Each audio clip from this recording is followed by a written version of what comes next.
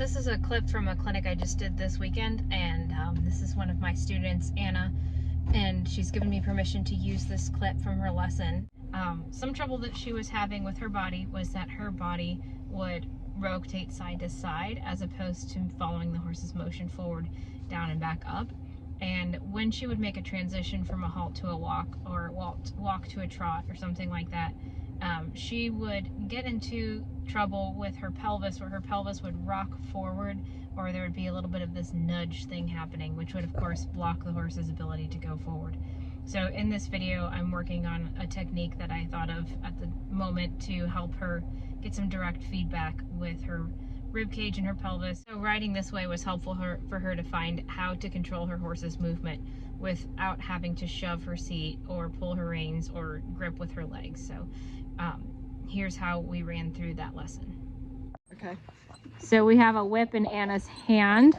This is to keep her hands level so they don't do funky things going up and down. And we have a very flexible whip behind her back in the crook of her elbow right here, and the purpose of that is to help her feel both sides of her body staying even so they don't dip up and down, and to keep her torso level when she turns and stops. And this is the saint of a horse who is allowing this madness. So to get started, I just had her ride with it and kind of get comfortable with it. But the whip is providing direct feedback when her torso starts to rotate side to side, because there's a side on the right and a side on the left that she can feel and see when they start to wobble side to side. And what I'm having her do is try to keep them straight.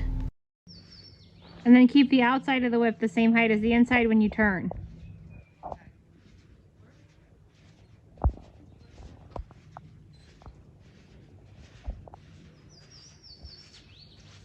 I think you could do this with pool noodles too. Yeah, you know what this reminds me of? Something in dressage said, it's like riding so you have a plate full of drinks in front of you. Yeah. Okay, so turn the left side of your whip forward and then keep it level with the right side.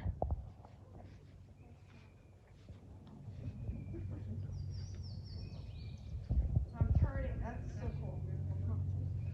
And when you turn with the outside of the whip forward and keep it level with the inside.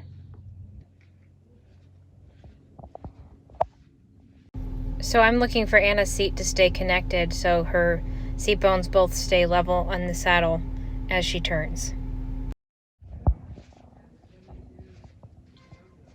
Okay, go ahead and stop. So just let the whip settle down in your elbows. Too fast. Too fast and you tip forward. And then when you go forward, keep the whip down and open your whip and your hands forward. Yeah, like that. Good. And then when you turn, the outside of the whip turns and stays the same height as the inside of the whip. And keep them the same height always. And go ahead and stop again. So bring your whip and your elbows down.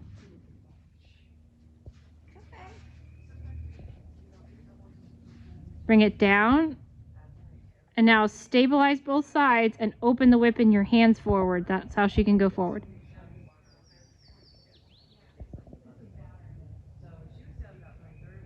Good.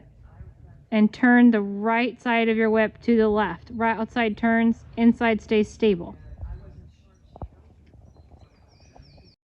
I'm especially interested in Anna's rib cage being stacked directly on top of her hips and keeping both of those spaces equal in length. And go ahead and stop again. So lower the whip behind your back. Beautiful. Beautiful. Very nice. Big difference. Oh my gosh, it's so cool. Yeah, you want to like drop it down and then open the whip in your hand forward to go forward without raising the whip in your elbow.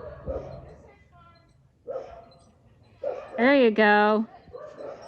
Doesn't that give you the feel for how to open your hip to get her to go forward? Okay, try it again. Drop it down towards your belt. Whoa, good. Much better. Yeah, like you're just dropping your whip. It's here is just lowering. Now open the whip in your hand forward without raising the whip in your elbows. Very good. So what lowering the whip behind her elbows does helps her keep her seat connected, while opening the whip in her hands helps her open some space for the horse to walk forward into. Lovely, good job. Now bring the whip in your hands forward, but drop the one in your elbows down. Beautiful. Very nice.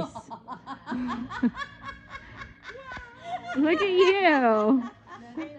So at this point in her lesson, this horse is getting really soft, really happy, really comfortable over her back, and just moving completely differently because Anna's seat is following her movement in a much more productive way. So here she is for comparison without the whips, and just to check and see if that feel is still in her body. So we're doing a stop, and then we're going forward, trying to keep her seat connected. One of the trickiest parts for a lot of people is that when they want the horse to go forward, they shove. And so the whip behind her elbows really helped her get a feel for keeping her seat connected, but opening the front of her hips to help her horse go forward without shoving her pelvis.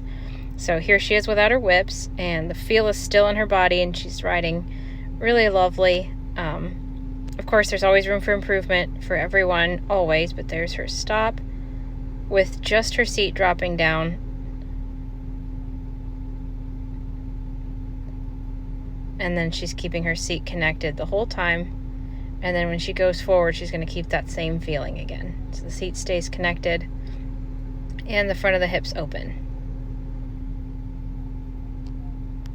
So that little exercise by using the whips just helped her body get some direct feedback, because sometimes we don't really understand or have control over what our body is doing. Our habits can get so ingrained that sometimes if we use little helpful aids like that, it kind of scrambles up our own posture and helps us feel something different.